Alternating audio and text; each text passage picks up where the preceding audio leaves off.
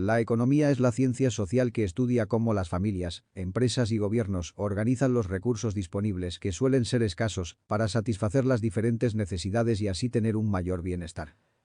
Actividades económicas de México. Como primera actividad tenemos el sector automotor. Esta industria no solo ensambla productos, sino que produce componentes tecnológicos complejos y participa en investigaciones y grandes actividades de desarrollo. Manufactura de electrónicos. México tiene la sexta industria de electrónicos más grande del mercado en el mundo. Se producen y diseñan televisiones, computadoras, teléfonos celulares, aparatos electrónicos, equipos comunicacionales, entre otros. Industria de combustibles.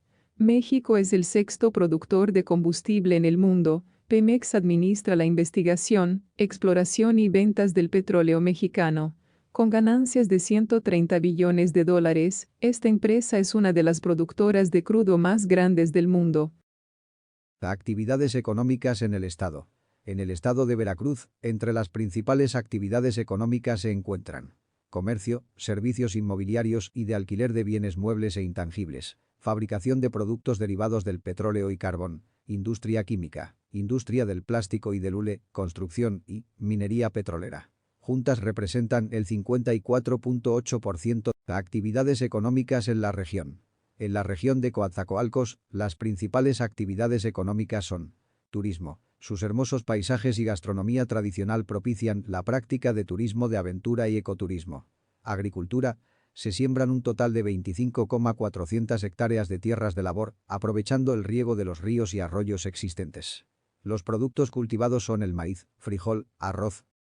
Las cadenas productivas de Veracruz involucran a diversos actores que se encuentran antes del proceso, durante el proceso y después del proceso productivo. Así, por ejemplo, podemos tener a los proveedores de insumos, a las fuentes crediticias e instituciones asesoras, a los productores o procesadores, los comerciantes de los canales de comercialización y los consumidores finales. Los sistemas de producción engloban todos los elementos que permiten que la materia prima se convierta en productos terminados. Los 4 tipos de sistemas de producción son 1. Producción por trabajo. Él se caracteriza por elaborar un solo tipo de producto por cada proceso de transformación y no siguen un determinado flujo operacional. 2. Producción de flujo continuo. Este sistema tiene como función fabricar cientos miles incluso millones de productos idénticos de forma continua. Se caracteriza porque nunca para de fabricar, se mantiene las 24 horas del día y los 7 días de la semana. 3. Producción en masa. Se enfoca en producir un gran volumen de productos idénticos dentro de una misma línea de producción, sin embargo, no se realiza de forma continua. 4. Producción por lotes. Se enfocan en la estandarización, pero la cantidad de productos fabricados es limitada, a diferencia de los procesos en masa y de flujo lineal, y la participación tecnológica suele ser menor.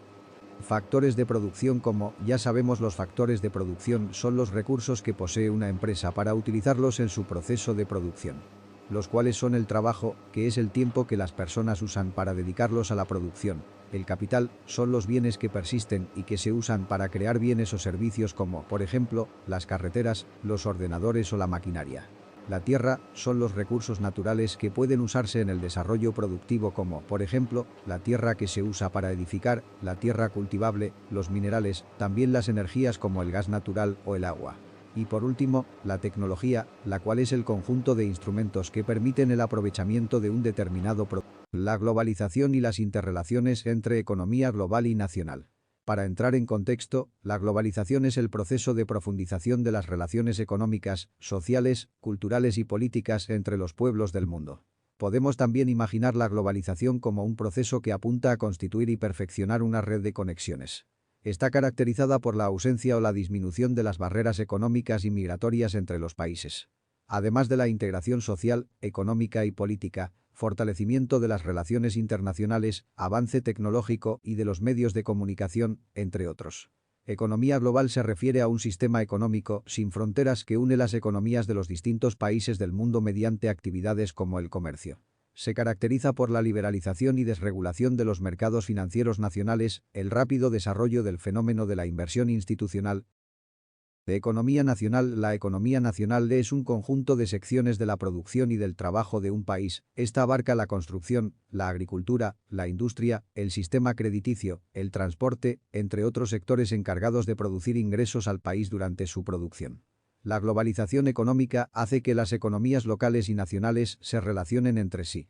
Es importante mencionar que los organismos internacionales sirven como mediación y cooperación mutua para mantener la paz y la seguridad entre las naciones. Además, fomentan el crecimiento económico, el buen funcionamiento de las regiones, buenas relaciones, así como alianzas con otros países y mayor inversión extranjera. Estas son la Organización Mundial de Comercio, el Fondo Monetario Nacional, el Banco Mundial, las bolsas de valores. Producto Interno Bruto en México. El Producto Interno Bruto o PIB es un indicador macroeconómico que mide el comportamiento general y del tamaño de la economía de un país.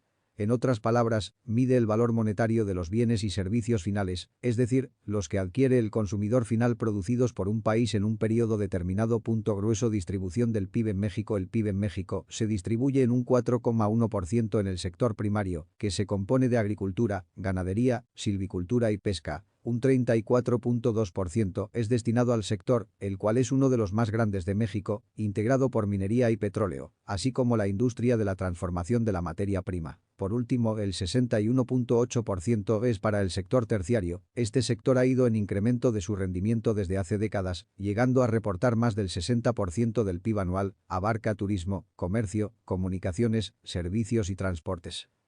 De externalización e internalización de costos. Es cuando una compañía decide transportar a algunas actividades que realiza hacia localizaciones externas. De esta manera puede tener una legislación laboral flexible, materiales de producción más económicos o mejores condiciones económicas. En otras palabras, son los costos de producción que alguien más debe pagar. Por ejemplo, una razón por la que los vegetales del Valle Central de California sean más baratos que los productos locales en el estado de Pensilvania es que no reflejan su costo completo.